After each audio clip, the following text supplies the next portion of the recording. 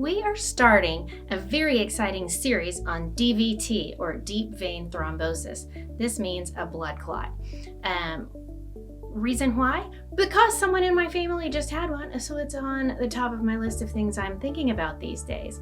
We're going to talk about different risk factors. We're going to talk about how you treat them. We're going to talk about who shouldn't take blood thinners. So stay tuned. It should be very interesting, and we'll have a special guest appearance later in this series. So a deep vein thrombosis is a blood clot in one of your veins, not arteries. That's completely different. We'll talk about that some other time. The incidence of DVT is about 1 in 1,000 adults annually. So that's a pretty common problem and something that I see with some frequency in my office.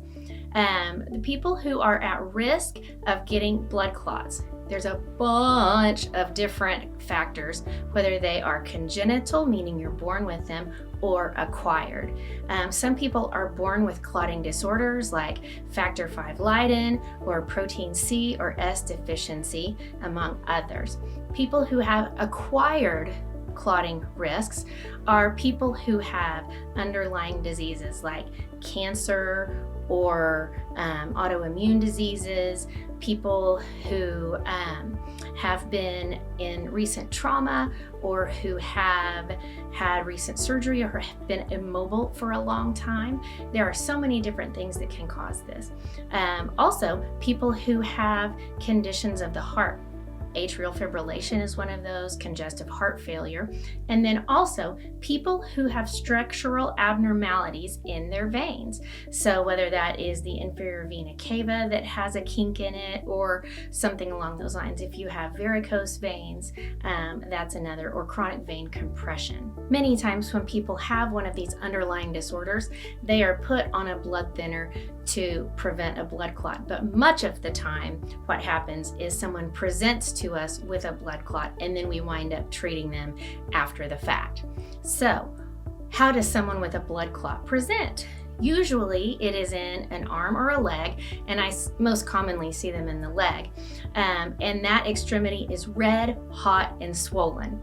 And it doesn't have to be classic, but that's typically what we think about. If it's both legs that are swollen, it's probably not a blood clot. Is it possible to get it in both legs at the same time? Yes, but we think of one side isolated to that one area being red, hot, and swollen. Oftentimes, especially in a leg, it'll be tender, you'll have pain. If something presses on your calf or it's compressed, you'll have pain with walking. So those are some things that we look for too.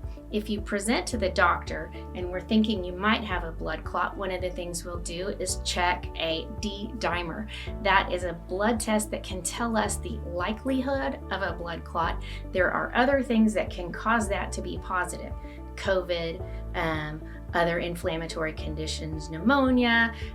So it's not a perfect test, but if that's elevated, that can tell us that we need to move on to getting an ultrasound of that extremity, because that's a very good tool for checking to see if there's a clot. Sometimes we will get angiograms or vein scans to see if there's something going on inside those blood vessels too.